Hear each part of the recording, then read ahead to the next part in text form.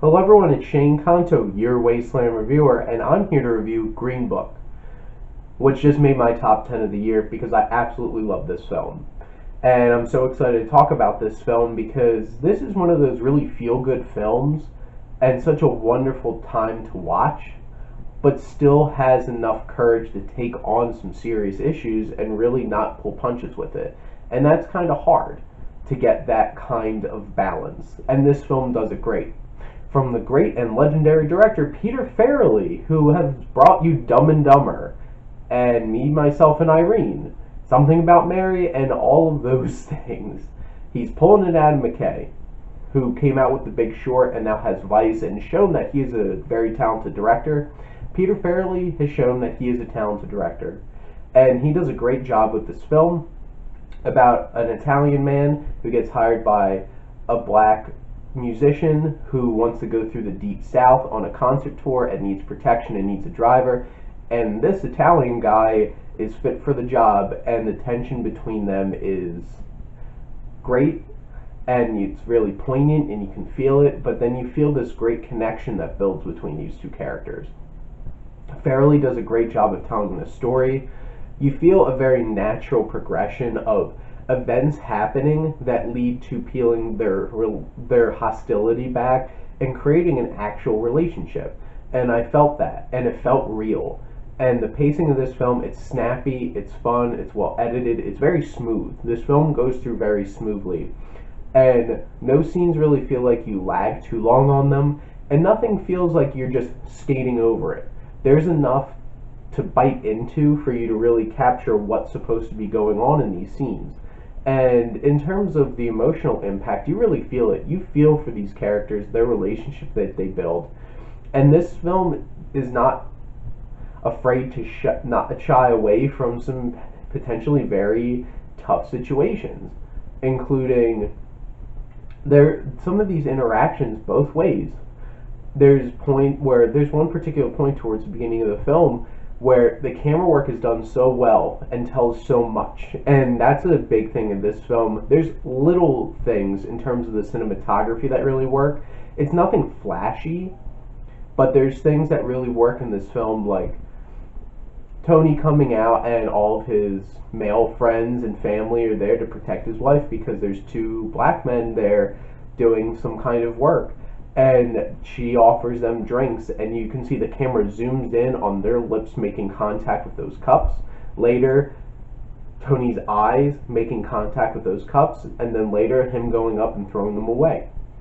And that was a legitimate feeling, and coming from a family where there's a lot of traditional feelings towards race issues, because I grew up with my grandparents who grew up in Philadelphia, it's like a lot of that stuff's really realistic. And I was very surprised, like, this film, despite it being really funny too, this is a greatly funny film. I laughed so many times, but the thing is, it really does capture those moments. Or even like where Doc Shirley, played by Mahershala Ali, turns to Tony, our main character, played by Viggo Mortensen, who, by the way, plays an extremely convincing Italian guy, and I could attest to that. I believed both their performances so much. But he turns to him, he's like, how about we call you Tony Valley instead of Mr. Vadalak? Because it's like, people wouldn't be able to pronounce it.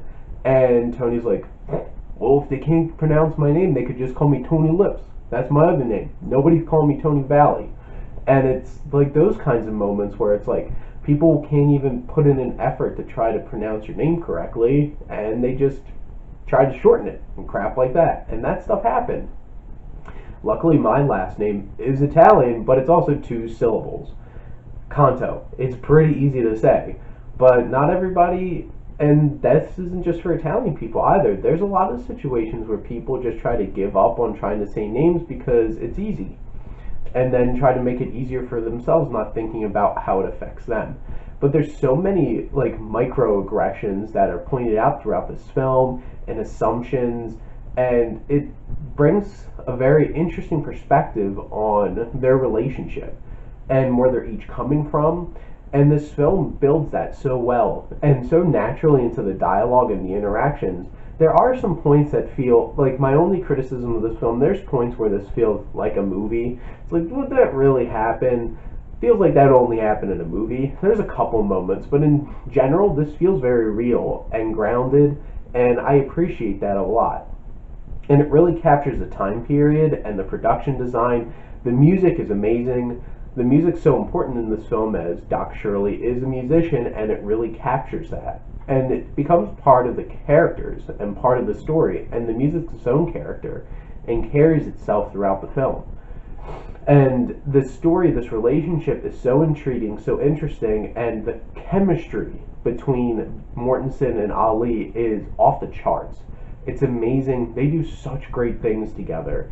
And how they set up these characters is so well done. Both of their introductions are so well played out, and there's so many nice little moments to really capture who these characters are and personality traits.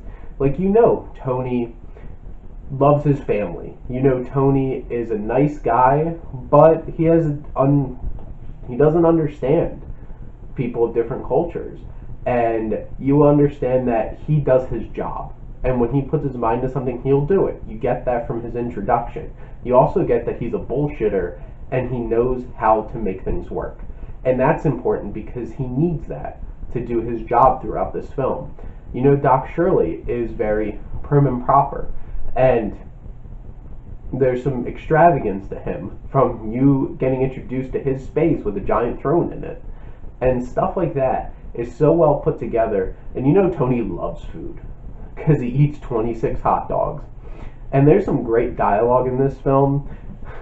And it's so funny, it's so great. And the two of them are fantastic. I want to see both Viggo Mortensen and Mahershala Ali get nominated for Oscars for this film because they deserve it.